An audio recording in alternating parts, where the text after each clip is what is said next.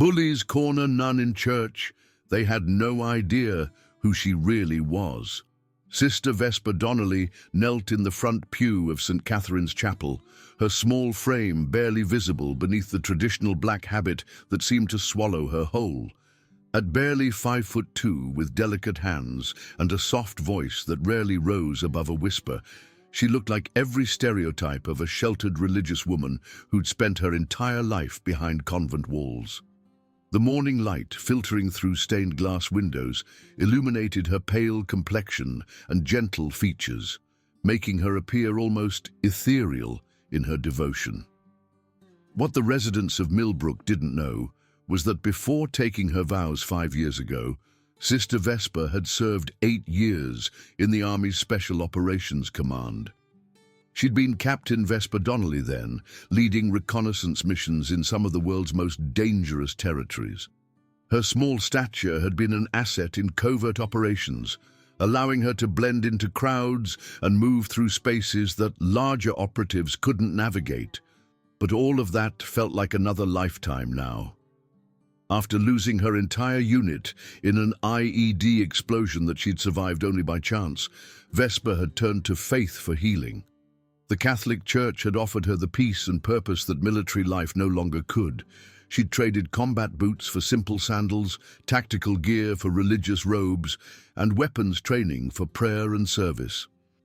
She'd been serving at St. Catherine's for 18 months now, having requested assignment to this small Iowa farming community, specifically because it promised the quiet anonymity she craved. The previous pastor had retired, leaving the parish understaffed, and Vesper had volunteered to help with everything from teaching Sunday school to organizing charity drives. That peaceful existence was about to be challenged. Bryce Kellerman swaggered into the parish hall like he owned the building, which in many ways his family did. The Kellermans had been the largest donors to St. Catherine's for 3 generations, and their construction company had built half the town's important buildings.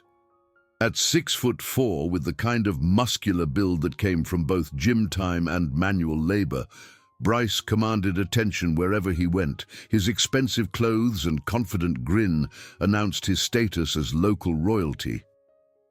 "Look what we got here," Nash Cromwell called out, nudging his friend as they watched Sister Vesper struggle to move heavy boxes of donated clothes into the parish storage room.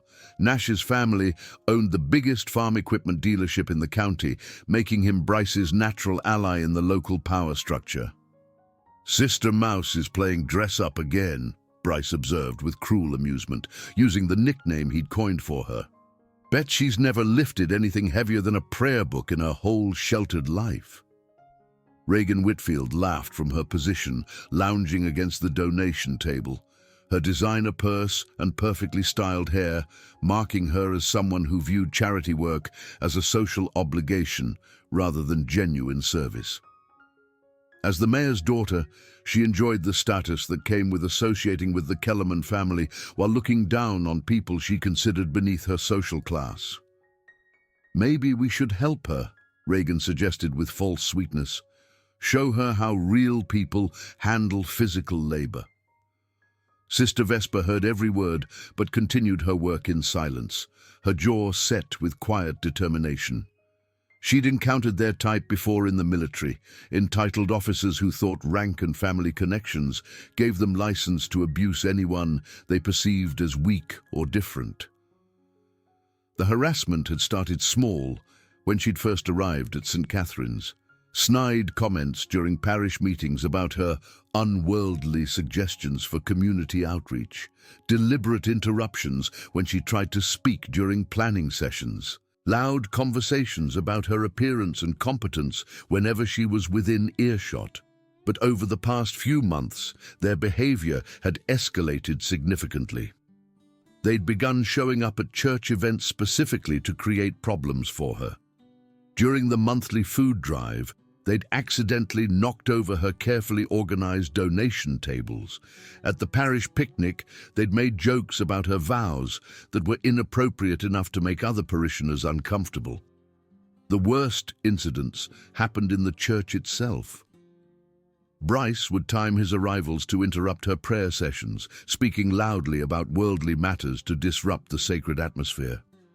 Nash would bring his muddy boots into the sanctuary after she'd spent hours cleaning, tracking dirt across floors she'd just mopped. Reagan would rearrange her carefully prepared altar decorations, claiming they didn't meet her aesthetic standards. "You know what your problem is, Sister Mouse," Bryce said one Wednesday evening after most of the congregation had left. "You think being holy makes you special, like you're better than the rest of us sinners." "I don't think I'm better than anyone," Vesper replied quietly, continuing to stack hymn books in their proper places. "See, right there, that fake humility." Nash moved to block her path to the altar. "Acting all meek and mild when everyone knows you're judging us for not being as pure as you think you are." "Maybe she needs to learn what the real world is like," Reagan suggested, examining her manicured nails with theatrical boredom. "Spend some time with people who actually live in reality, instead of hiding behind prayers and fairy tales." Vesper's hands stilled on the hymn book she was holding. Every instinct from her military training screamed warnings about being cornered by hostile forces in an enclosed space. She could have Nash on the ground in seconds, with a simple takedown followed by a submission hold. Could probably handle all three of them if she struck fast and used the confined space to her advantage. But she'd taken sacred vows. She'd promised God and herself that she would choose peace over violence, mercy over revenge, forgiveness over retaliation. The warrior she'd once been was supposed to be dead and buried, replaced by a servant of God dedicated to helping others. She finished stacking the books and walked toward the exit without engaging their provocation. "Running away again," Bryce called after her, "just like you always do when things get uncomfortable." The pattern continued for weeks. They'd corner her in the church basement while she sorted donations, making increasingly personal comments about her past and her choices. They'd interrupt her during confession preparations, claiming they needed to discuss important parish business that always turned out to be thinly veiled insults. They'd show up during her garden maintenance work behind the rectory, trampling her carefully tended vegetables while pretending it was accidental. The breaking point came during the annual St. Catherine's Day celebration, the parish's biggest event of the year. The entire town gathered for the festival, which featured food booths, games for children, and a special evening mass that drew visitors from surrounding communities. Vesper had spent weeks organizing the event, coordinating with dozens of volunteers and preparing decorations that transformed the humble church grounds into something magical. She was in the church sanctuary, making final adjustments to the altar display, when she heard familiar voices in the vestibule. "Perfect," Bryce's voice carried clearly in the evening air. "Sister Mouse is all alone with her pretty decorations." Vesper's heart sank as she realized the timing. Most of the congregation was outside, enjoying the festival food and games. Father McKenna was visiting with donors in the parish hall. She was effectively alone in the church with three people who'd made her life increasingly difficult. "Sister Vesper," Reagan called out sweetly as the trio entered the sanctuary, "we wanted to talk to you about something important." "The festival is outside," Vesper replied without turning around, continuing to arrange white lilies around the altar. "Perhaps we could speak after evening mass." "Actually, this can't wait," Nash said, his voice taking on an edge that made her shoulders tense. "See, we've been hearing some concerning things about your background." That got her attention. Vesper turned slowly to face them, noting how they'd positioned themselves to block both exits from the sanctuary. "What kind of things?" she asked carefully. "Things about your life before you became a nun?" Bryce said with a predatory smile. "Seems like you haven't been entirely honest with Father McKenna about your past." Vesper's blood ran cold. Her military service wasn't exactly a secret, but it wasn't something she advertised either. The parish knew she'd served overseas before her calling, but not the specifics of her combat experience. "I've never lied about anything," she said quietly. "Maybe not lied," Reagan agreed. "But you certainly haven't told the whole truth, have you? About what kind of person serves in the military? About the things you probably did over there?" "You don't know what you're talking about," Vesper replied, but she could feel her carefully maintained composure beginning to crack. "Don't we?" Nash pulled out his phone and began scrolling. "Because funny thing, my cousin works for the VA, and he was able to look up some interesting information about one Captain Vesper Donnelly, formerly of the 75th Ranger Regiment." Vesper's hands clenched involuntarily. The 75th Rangers were elite special operations forces, and their missions were classified. There was no way Nash could have legitimate access to her service record. "That's private information," she said, her voice still controlled but carrying a new edge. "Private information about a killer," Bryce said with satisfaction. "Because that's what Rangers do, isn't it? Kill people. How many did you kill over there, Sister Mouse?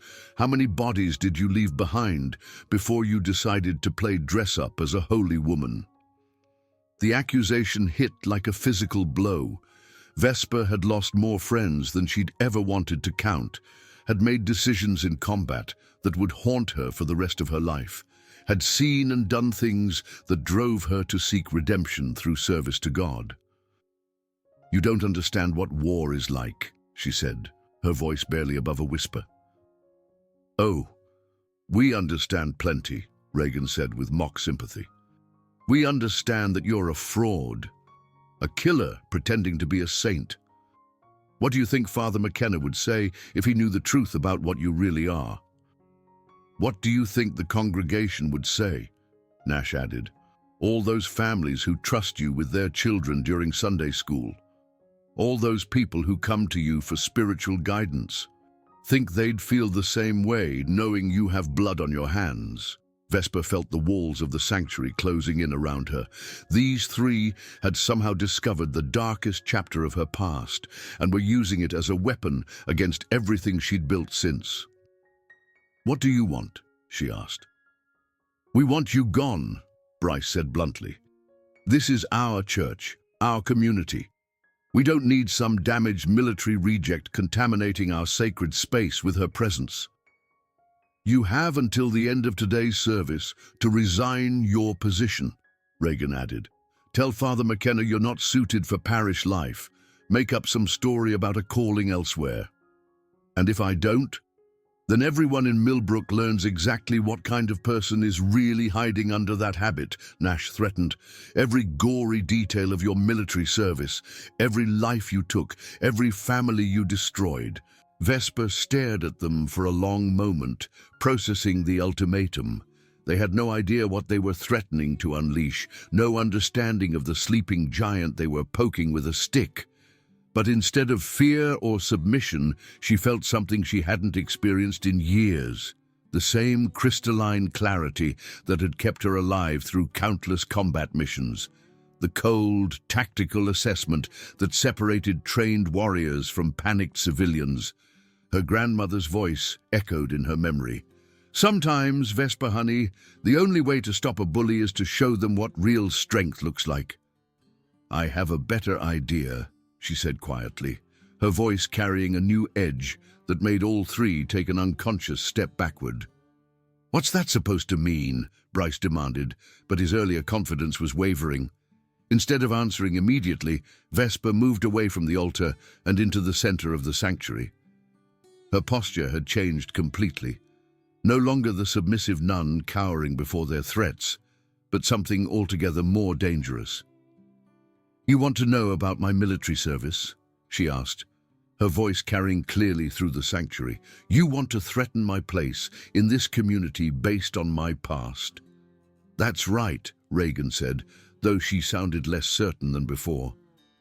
"Then let me tell you exactly what kind of soldier I was," Vesper continued, "and what kind of person threatens a veteran in God's house." Nash moved to flank her, probably intending to restore their physical advantage through positioning. But Vesper was already 3 moves ahead. her tactical mind automatically calculating distances, angles, and probable responses. "I served 8 years in Army Special Operations," she said, circling slowly so she could keep all three in her line of sight. "I led reconnaissance teams in hostile territory. I've been shot at, blown up, and ambushed by people who actually knew how to fight." "So what?" Bryce said, but his voice lacked its earlier conviction. "So when 3 spoiled civilians try to intimidate me in a church," Vesper replied, "it's actually kind of insulting." That's when Nash made his move. He lunged forward, probably intending to grab her and physically force her submission the way they had so many times before with other targets. It was the worst possible decision he could have made.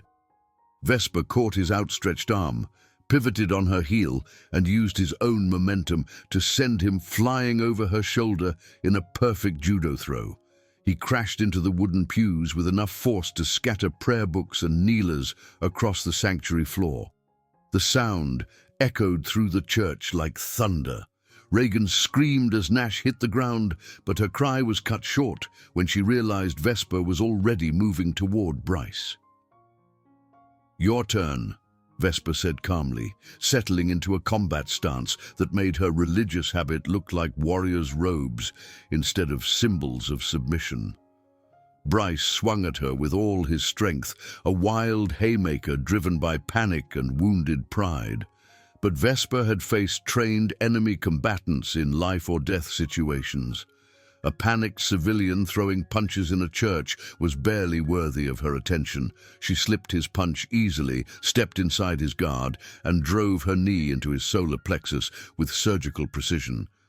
As he doubled over, gasping for air, she grabbed his shoulders and prepared to deliver a devastating knee strike to his face. But she stopped. The entire sanctuary held its breath as Bryce Kellerman, Millbrook's golden boy, the untouchable heir to local power, cowered on his knees before the small nun who could have ended the fight in any number of painful ways. "You know what the difference is between you and me?" she asked, loud enough for anyone listening to hear clearly. "When I have someone helpless, I choose mercy." She stepped back, allowing him to breathe and recover. "That's what real strength looks like," she continued, addressing not just Bryce but the entire situation. "Not using power to harm others, but using it to protect them." At that moment, Father McKenna burst through the sanctuary doors with several parishioners behind him, drawn by the sounds of the confrontation. "What in God's name is happening here?" he demanded, taking in the scene of scattered furniture and the 3 troublemakers in various states of defeat and humiliation. "These 3 cornered Sister Vesper and threatened her," Dr. Hoffman explained, having arrived with the priest. "Tried to blackmail her into leaving the parish by threatening to spread lies about her military service." "Is this true?" Father McKenna asked, his gentle demeanor replaced by righteous anger. "They demanded I resign my position," Vesper confirmed, her voice steady despite the adrenaline still coursing through her system. "Said they'd destroy my reputation if I didn't leave voluntarily." Father McKenna's face darkened as he looked at the 3 troublemakers. In 40 years of ministry, he'd seen many kinds of sin and cruelty, but attacking someone in the sanctuary itself crossed a line that demanded consequences. "Bryce Kellerman," he said with the full authority of his position, "your family's contributions to this parish are appreciated, but they do not give you ownership of this sacred space or the right to terrorize members of our religious community." The public rebuke in front of witnesses was devastating. In a small town where church standing mattered as much as social status, being formally condemned by the priest was social death. "She attacked us," Reagan protested desperately. "She's dangerous." "She defended herself," Dr. Hoffman corrected sharply, "after you 3 cornered her in God's house and attempted extortion." One by one, other voices joined in support. Mrs. Patterson had overheard their threats earlier in the week. The church custodian had witnessed their harassment during previous incidents. Even some of Bryce's usual allies looked uncomfortable with how far things had escalated.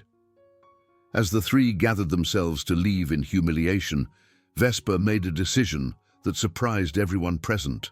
"Bryce," she called out as he reached the sanctuary door. He turned back reluctantly, expecting another confrontation. "I forgive you," she said simply. "All three of you. What you did was wrong, but holding on to anger would make me exactly what you accused me of being." The words hit harder than any physical blow. Bryce's face showed genuine confusion as he processed the grace being offered after his attempted cruelty. "I don't understand," he said quietly. "That's the difference between military training and faith," Vesper explained. "The army taught me how to fight. God taught me when not to." Over the following months, Millbrook transformed around her.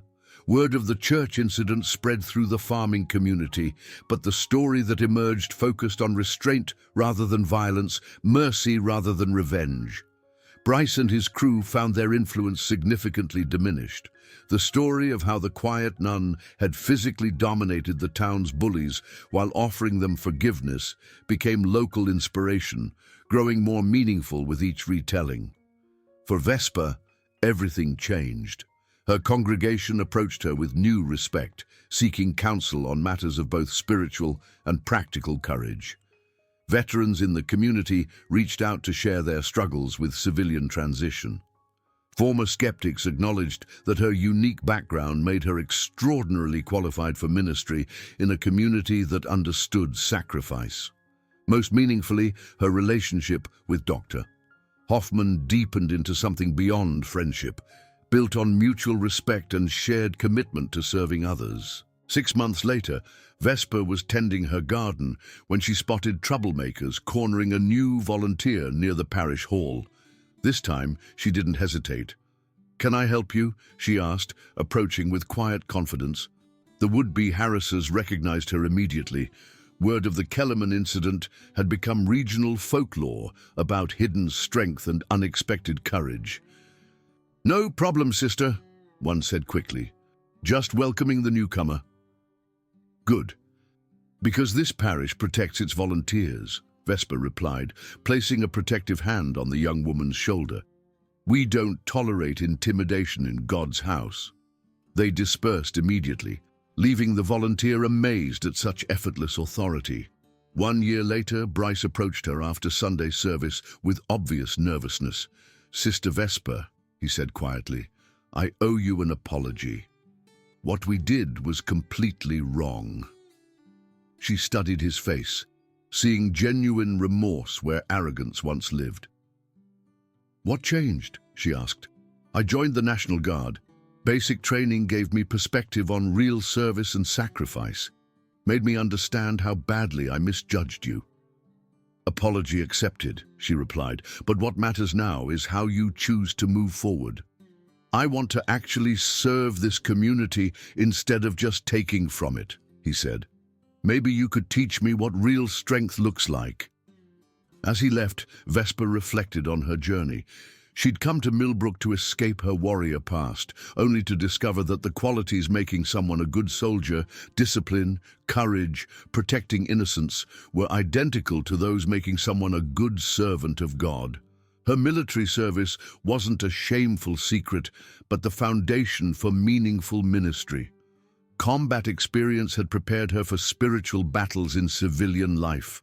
Most importantly, she'd learned that true peace wasn't conflict's absence, but wisdom to know when fighting matters and when showing mercy matters more. Evening service was beginning, and Sister Vesper had work to do.